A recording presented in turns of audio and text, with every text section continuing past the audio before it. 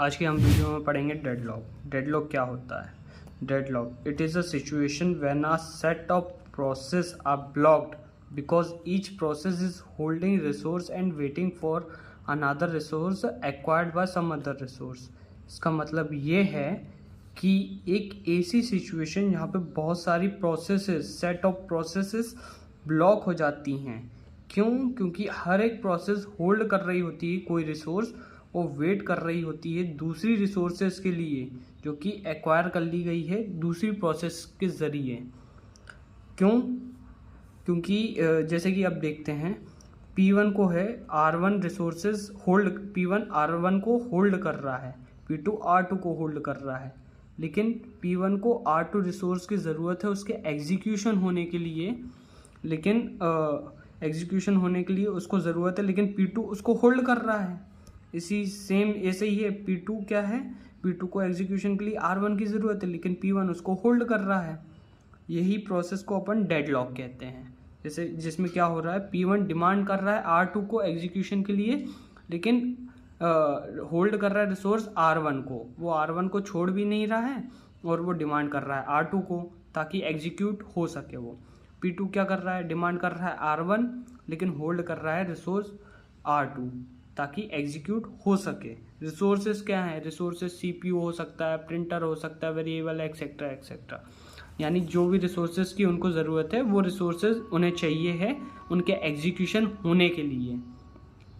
अब स्टारवेशन में भी तो यही था कि क्या बोलते, प्रोसेस वेट करती थी, और डेडलॉक और स्टारवेशन में फिर डिफरेंस क्या है? डेडलॉक जो होता है वो इनफाइनाइट वेटिंग टाइम के लिए हो सकता है जब प्रोसेस ब्लॉक्ड स्टेट में आ जाती है तब, लेकिन स्टारवेशन क्या रहता है? स्टारवेशन लॉन्ग वेटिंग टाइम होता है लेकिन प्रोसेस की टर्न आती है। ठीक है, it is infinite waiting time when process is in blocked state. जब प्रोसेस ब्लॉक्ड स्टेट में होती है तब वो डेडलॉक कहलाती है, लेकिन स्टारवेशन क्या था?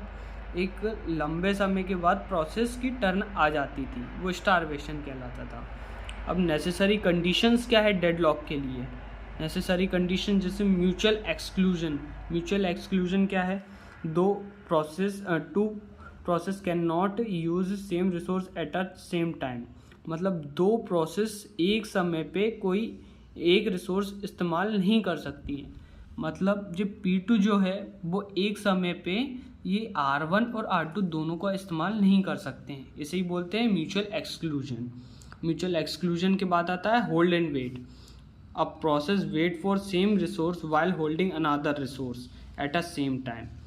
प्रोसेस जो है वो वेट करना चाहिए, process wait for some resource while holding another resource at a same time. Process जो है होल्ड कर रही है एक रिसोर्स, जैसे P1 जो है R1 को होल्ड कर रहा है लेकिन वेट किसके लिए कर रहा है? R2 के लिए वेट कर रहा है। इसी तरह P2 जो है होल्ड कर रहा है R2 लेकिन वेट किसके लिए कर रहा है? R1 को। जिस सेकेंड कंडीशन होती है डेडलॉक की, यानी प्रोसेस वेट करता है दूसरी प्रोसेस के लिए, दूसरे रिसोर्स के लिए, और होल्ड कर रहा होता है एक खुद का रिसोर्स भी। ये होती second condition, hold and wait. Third condition क्या होती है? Non preemption.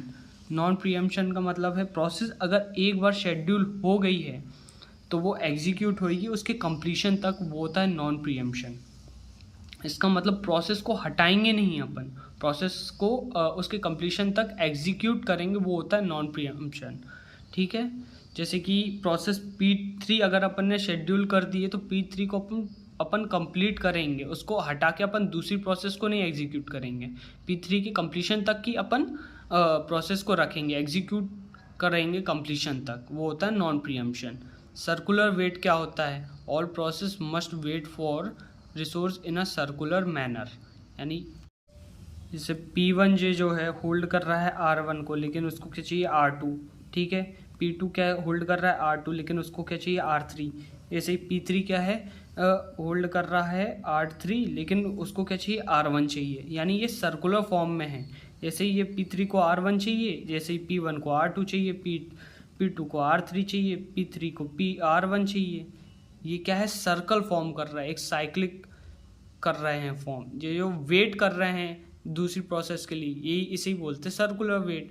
यही फोर्थ होता है सर्कुलर वेट कंडीशन किसके लिए? डेडलॉक के लिए।